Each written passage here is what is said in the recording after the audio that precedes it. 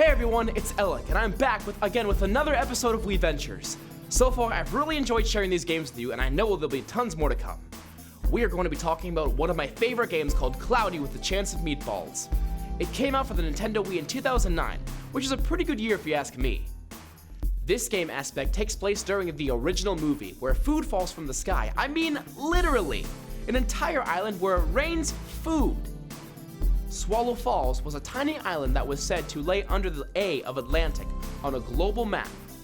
A mad scientist who happens to live there was named Flint Lockwood.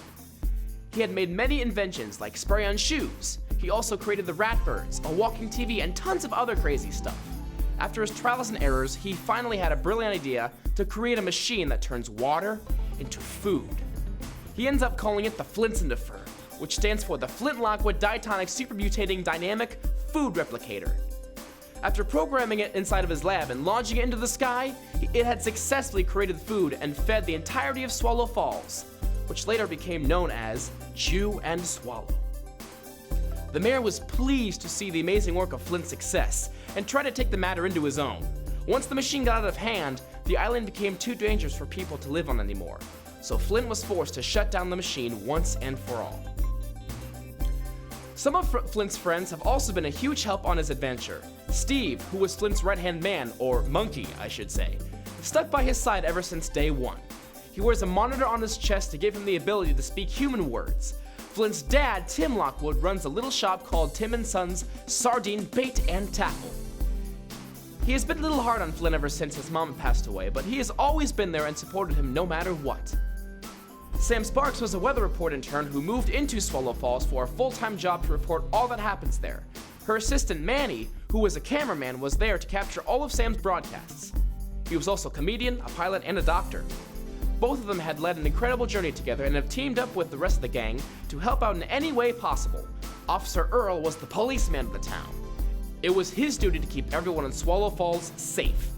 He may seem a bit aggressive and intimidating at first, but deep down inside, he is a very sweet and generous man at heart. His only son, Cal, is a very kind-hearted kid who is always looking for fun with some of his classmates. For his birthday, Flint made it snow ice cream. That was fun for him and his buddies to play in. Brent, who was also known as Baby Brent during his childhood, was the popular kid in the school way before Flint's time.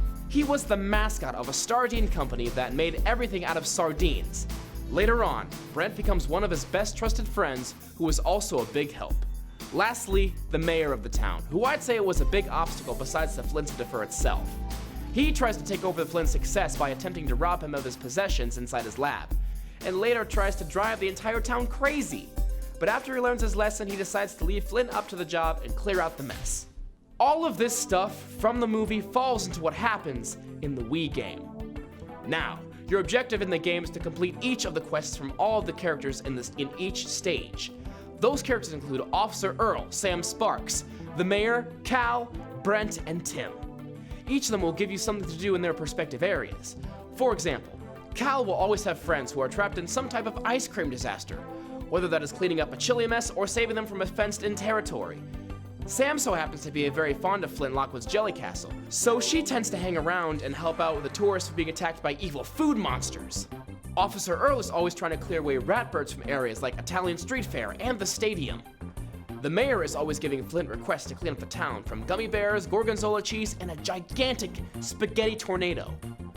Throughout this amazing adventure, Flint gets to use different weapons on his quest to save Swallow Falls. As he collects hydrogen bits, he has the ability to give them sweet new upgrades. The Forkamajigger is a device that is used to pick up food objects and maneuver them around. As it is upgraded, it can stab things quicker and pick up multiple things at a time. The Chopperer is a knife-like weapon that can chop down different foods like broccoli. It'll take less swipes and deal more damage the higher you upgrade it.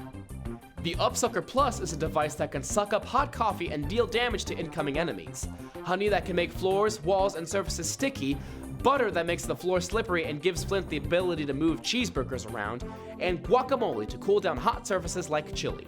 As it is upgraded, it can store in more liquid at a time and even suck it up faster for every time it's upgraded.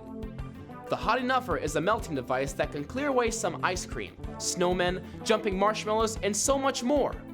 Upgrading it will give you the ability to melt things way faster, which may help a lot more than you may even know. The Bagacious Pow really packs a punch. It can clear out potato chips and move burgers around with a single hit. It can also push away enemies to clear the path. The more you upgrade this bad boy, the harder the hits, if you know what I mean. There is a secret weapon that you can find, which is required to beat the game's final boss, and fully complete the game. I'll explain that in a little bit.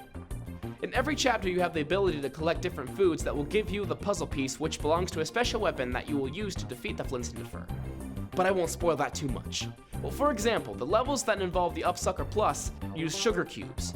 In levels that involve the Hot Enuffer, there will be little pink ice creams, and strawberries for the chopper, and so on and so forth. This is a shorter game to play, but if you look at it a little bit, you will see that there is way more to it than playing through it. To me, it seems like there is a lot happening, but it does make a great and relaxing game to play whenever you have the free time to do so. If you guys have any ideas on what game I should talk about next, please share your ideas with me by tweeting me to ZTVGoofingOff with the hashtag Wiiventures. Thank you so much, everyone. That is all I have for this episode. Make sure you watch some of our other amazing segments here on ZTV Goofing Off. I'm Ella Kitchen, and I'll see you next time on Wiiventures.